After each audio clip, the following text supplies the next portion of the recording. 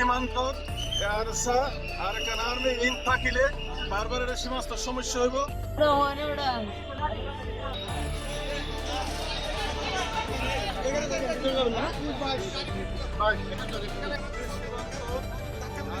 Army অসংখ্য গুলিবর্ষণ হচ্ছে, যেগুলি আর বাংলাদেশের মানুষের গত পরিবারে মারাত্মক আর মানুষ আহত হয়ে হয়তো নিহত হয়ে আর একটু পরে পরিষ্কারের রাজ্যম ইয়ানুর বিক্রি পরিবারে এলাকার মানুষের মধ্যে উত্তেজনা বিরাজ করছে এবং সকাল হইতে মানুষ রাস্তার লাইনে ব্যারিকেড সৃষ্টি করছে ইত্যাদির ফলে প্রশাসন এসছে, আর্মির অফিসারগুলো এসছে এবং অফিসারগুলো আইনের বাদে কিছুক্ষণ আগে আর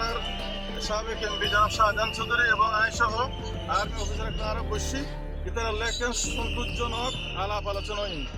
ইয়ানুল্লে এই যে আর দেশের কিছু মানুষ আহত হওয়ার কারণে স্বাভাবিকভাবে আর দেশের মানুষের ভেতরে উত্তেজনা বিরাজ করছে। ইয়ানুর দ্বারা কিছু ছোটখাটো ঘটনা হয়ে আর অনুরোধ করছে এই ঘটনার পরিপ্রেক্ষিতে আর স্থানীয় হন মানুষের ভিতরে হন মামলা এবং হন প্রকারের হ্যারাসমেন্ট যাতে নগরে আর অনুরোধ করছেন তারা একমত। 2 নম্বর হইলে সীমান্ত আরসা আর এখানে আর্মি ইন থাকিলে বারবার এর সীমান্ত সমস্যা হইব,